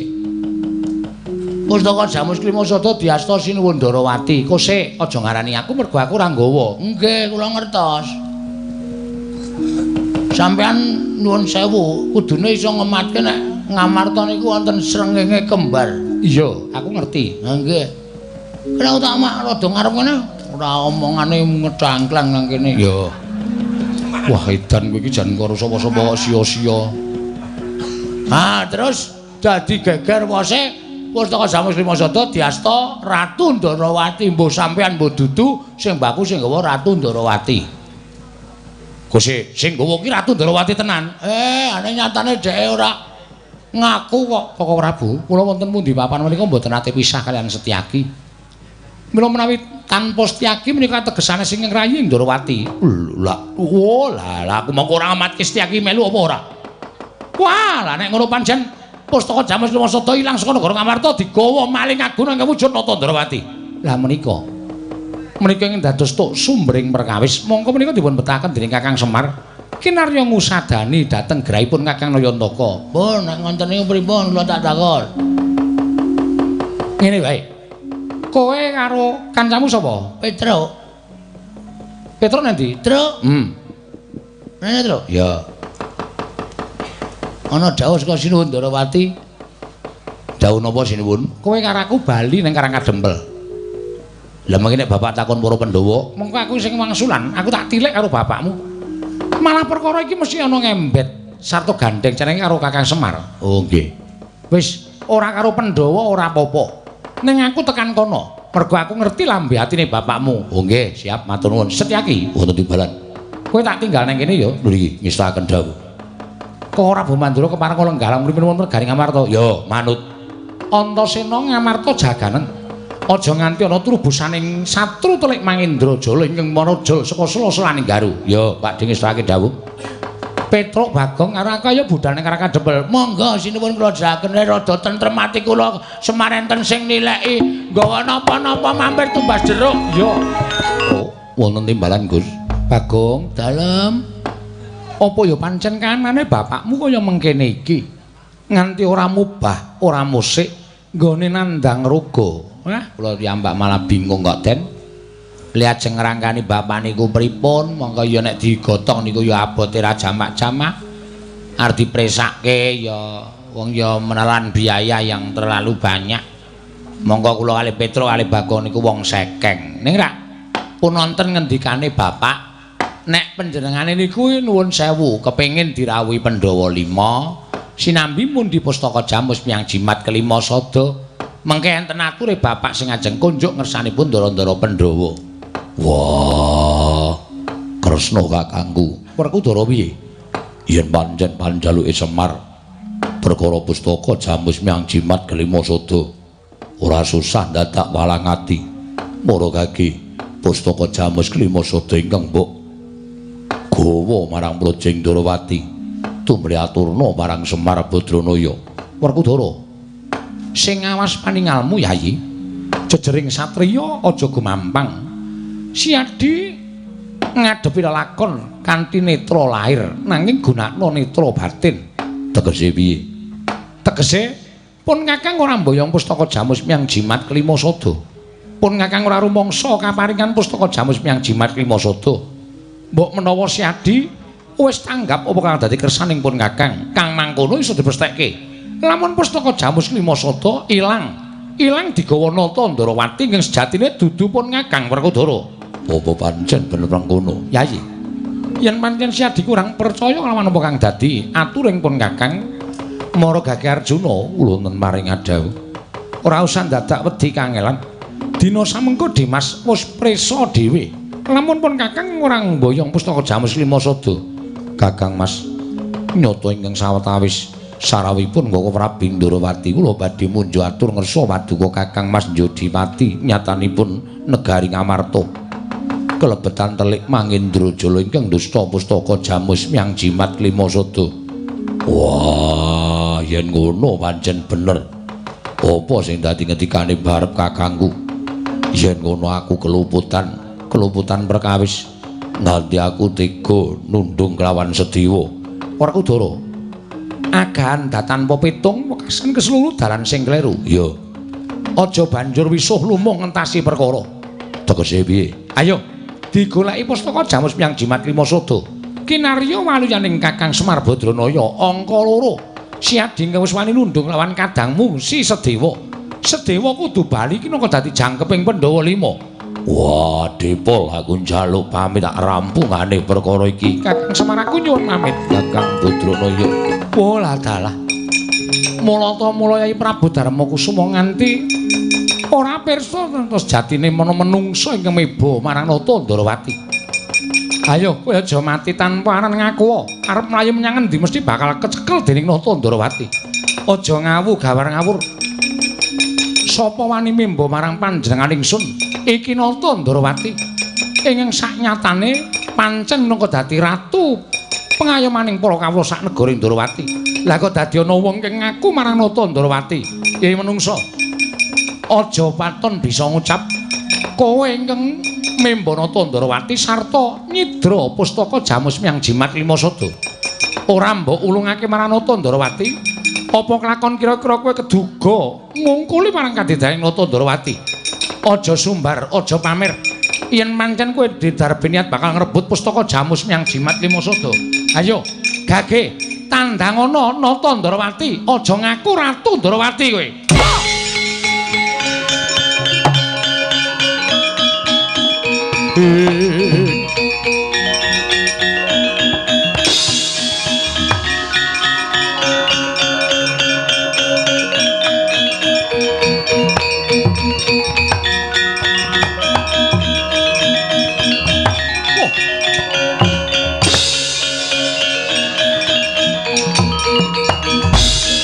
Kunjang gansing langit kelap-kelap baton lir saking risang mawe gandrung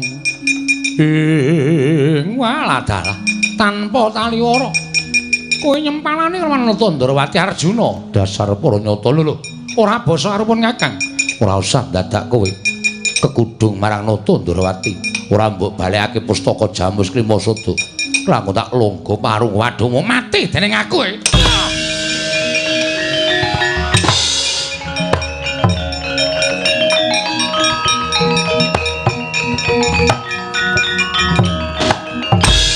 Ayo, entekno budimu ganing atiku.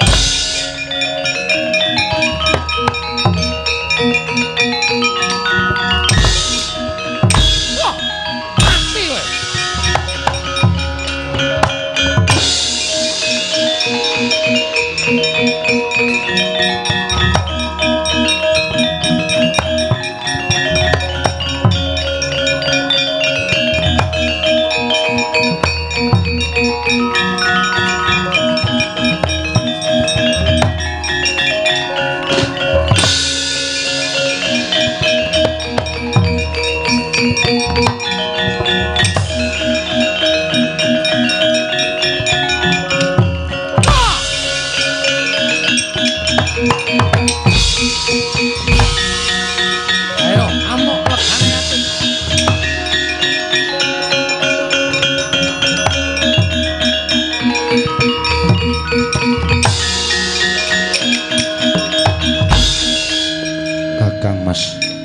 Mboten kinten babar pisan menungsa ingkang mimba Nata Ndrawati panjen kasulungan kasekten linangkung bebasan nadyan kula sampun ngetok dhateng karosan duwe ngesok dhateng pusaka parandene gagar wigar terantuk karya.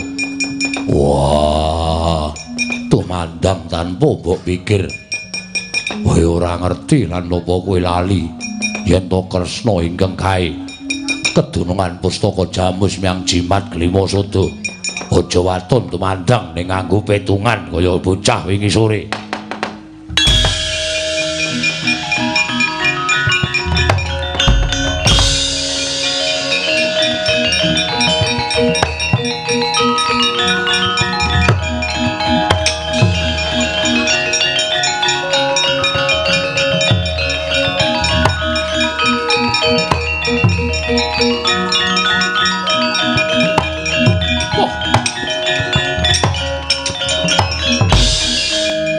Wangune pancen wis diniati pendro ngene bakal ndakwa kelawan aku yen aku sinengguh Ratu Ndarawati ingkang dudu saknyatane.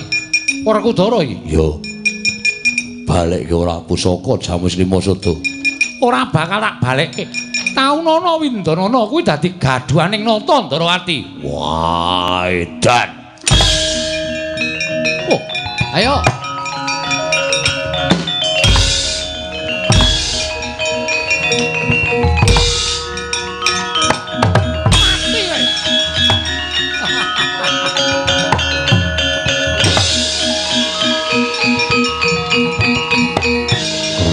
Kakangku Werkudara piye? Mula kage Mustia Senjata Cakra Kresna ingkang nyolong pusaka Jamus Lima Sada tibanana Senjata Cakra. Werkudara, piye? Yen pun Kakang nggunakake Senjata Cakra tak nggo mateni karo Kresna kae mau nanging Kresna kae mau ora bakal tekaning mati. Sebabe apa? Kowe ora bakal tak kandhani nanging mung bakal jumegluk mawa swara ingkang banter wekasan nggorekake bumi separoning jagat iki bakal sirna merga kekuwataning senjata cakra ingkang tempuk lawan Ratu Ndarawati kae. Sebabe piye? Ora usah takon werna-werna tak golekke jago sing iso ngalahke Ratu Ndarawati kae Werkudara. Jagat pesane ngubathara atur jagat. Iki ana wujuding pandhita muda. Penemban, sampeyan kuwi peparape sapa? Pandhita Klyang Ngabur kanginan mendung kebaratan sinuwun. Ing pundi papan dunungipun inggih mriku dedhipokipun ingkang abdipun kula. Peparapmu sapa Penemban? Menawi paduka ndangu kalian kula pun Begawan Dewa Kusuma. Begawan Dewa Kusuma inggih mila mekaten paduka sinten Prabu Kresna. Lho. Wela dalah. Wis ngerti karo aku? Nun inggih sampun. Ing ngageng inggil mboten pangling menika Raden Werkudara. Ya. Kowe ngerti karo aku. Ngumandhang kondhang asmanipun Raden Werkudara mila nyuwun pangapunten menawi kula peksa tepang kaliyan panjenengan. Namung sak mangke goreh urungeh penggalipun Raden Werkudara mboten jenak tuwin tansah kabebidung dhateng raos lepat ing nggumana musik wonten saklebeting manah. Lire piye kowe kandha kaya mengkono? Krana Raden Werkudara sampun tega lan mentala nundung dhateng kadang tarunanipun inggih menika Wragil Pandhawa namipun Raden Setiwa. Wah, ngerti lelakonku. Inggih. Nyatanipun Raden Setiwa menika mboten lepat. Raden Setiwa namung kepingin anyandhet pustaka Jamus Lima Sada anggenipun ical. Badhiripun beta dening Nata Ndarawati ingkang saknyata menika panjalmaning mengsah. Mila tumuli adreng anggen paduka kepingin sanget anjunjung derajating Nata Ndarawati nanging Raden Werkudara mboten mriksa menawi Nata Ndarawati menika sesinglanipun tiyang ingkang kirang tanggel jawab. Wekasan sak mangke negari Ngamarta katingal peteng krana pustaka Jamus Lima Sada ical. Wondene Pandhawa gutang kantun sekawan krana mindranipun Raden Sediwa rak ngaten tura lampanipun. Tobat. Lah iki nang pendhita enom kok pintere ora jamak. Nganti sombatang lelakon wiwit purwa madya lan wusanane. Nyuwun pangapunten sinuwun boten ateges kula pamer.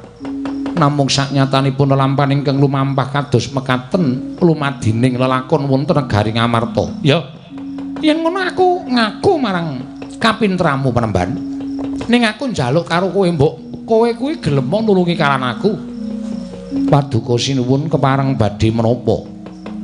Aku kuwi duwe mungsuh. Mengsahipun sinten? Tanpa beda kelawan aku. Wujude Nata Ndarawati. Namun kowe iso mateni Nata Ndarawati ingkang Dina samengko iki pancen nggawa pustaka Jamus Miang Jimat Lima Sada lan gawe srana bali ning pustaka Jamus Miang Jimat Lima Sada. Kowe nyuwun apa wae mesti bakal tak paringi. Kula mboten badhe nyuwun menapa-menapa. Namung kula menika pandhita ingkang nglampahi tapa ngrame. Kula nuwun sewu sinuwun. Kula menika tetulung dhateng sak pepadaning gesang mongko tanpa pamrih. Paring payung tiyang kudanan, paring sandang tiyang kawudan, tuwin paring tedha tiyang ingkang nandhang kaluwen.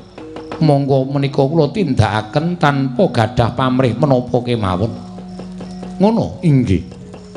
Lah terus mboten lajeng paduka ndangu lah terus kados mekaten. Menawi paduka badhe nyuwun tulung dhateng kula sampun ngantos maringi menapa-menapa menika kula tindakaken ginakaken darmaning kapandhitan kula. Dewa Kusuma wonten dawuh. Wis gage ora sandadakake gunem tanpa guna. Mara mangkat Ratu Ndarawati ingkang nyidra pustaka Jamus Lima Sada sirnana. Nun inggih ngestaken dawuh sinuwun. Wis to percaya aku. Kresna kae mesti kalah. Liripun kados pundi? Apa to sababe pendhita muda iki mau katone durung ganep ngelmune sarta durung tatas buntas kawruhe. Ewadene lha kok iso mbatang cangkriman sarta lakoning Pandhawa komplit-plit wiwit sore mau tekan saiki. Sebabe apa ora Kudul? Ora ngerti ya. Lah kowe iki senengane ora gelem mikir kok. Kowe tak kandhani ya. Pendhita iki mau ki dudu sapa-sapa. Sapa? Niatmu golek sapa? Golek pustaka Jamus Lima Sada. Sawise pusaka ketemu, golek adhiku Sedewa. Mengko nek nganti pusaka ketemu, Kresna kae tekaning mati. Ya, pendhita iki mati sampyuh karo Kresna kae mau upama le. Ya. Kowe rasa golek adimu tekan adoh-adoh. Sebabe sing dadi pendhita iki mau Sedewa. Wah, setan. Teko iso batang cangkriman jebul Sedewa. Kowe ning aja tok seneni, aja tok dukani. Pancen niate Sedewa kaya ngono nyelametake kana negara Ngamarta. Werkudara diawat-awati adimu lanang. Wah, iya.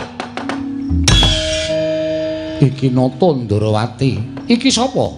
Takon karo aku Pandhita Klihang Kabur Kanginan. Peparab Begawan Dewa Kusuma. Begawan Dewa Kusuma? Iya, pancen kepara nyata. Ayo mbok balekake ora pustaka Jamus Miang Jimat Lima Sada. Ora mbok balekake aja takon dosa. Kelakon tak kendharat dening tanganing Dewa Kusuma. Ayo cobanen Nata Ndarawati iso ngasorake aku sasat iso njero langit kowe Dewa Kusuma.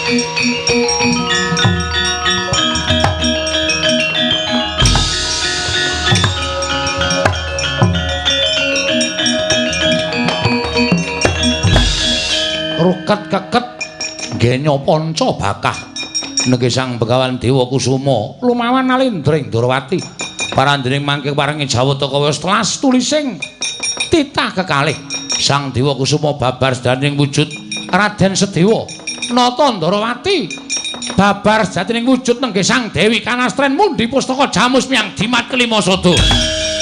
Mati aku.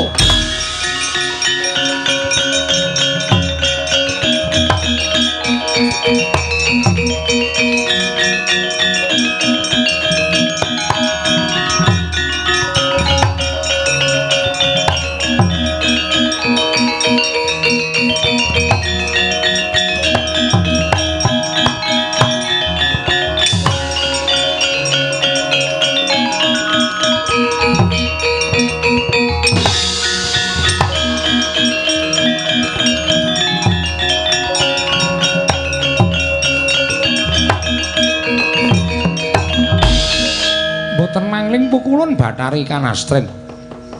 Ki Prabu Ndrawati yo. Jagat dewa badhe jagat pangestu lajeng keparingipun kula badhe nyuwun dawuh menapa ta sababipun dene Eyang Bathari Kanastren nilar Karang Kadempel lan dadosaken roganipun Kakang Semar. Ya mung merga pepinginan Kyai Badranaya ingkang satemah kebangeten nggone menggalih satemah nandhang raga. Tumuli dawuh kelawan aku yen to bisa newaluya yen to isa nglumpukake Pandhawa sarta mundi pustaka Jamus kelima sada ana ing Karang Kadempel. Kaki Prabu Ndrawati syukur yen to Pandhawa wis ganep. Malah aku ingkang bakal mboyong pustaka Jamus kelima sada katur ngersaning Kyai Badranaya menika langkung prayogi Werkudara ayo ya. Kakang Semar, aku ingkang wis prapta ning Karang Kadempel. Kakang Nayantaka. Pandhawa wis komplit, Kakang. Wah, Dipol, kowe Mario. Kowe warasa, Kakang Semar. aja kaya ngono Kakang mesakno marang para Pandhawa. Kyai Badranaya, kula ingkang garwa pun Kanastren Kyai, kula ingkang ngaturaken pustaka Jamus miang jimat kelima sada. Katur jengandika Kyai saha kula ingkang saged ngrawuhaken pepundhen Pandhawa jengandika Kyai Semar. Grekah Kyai Nayantaka.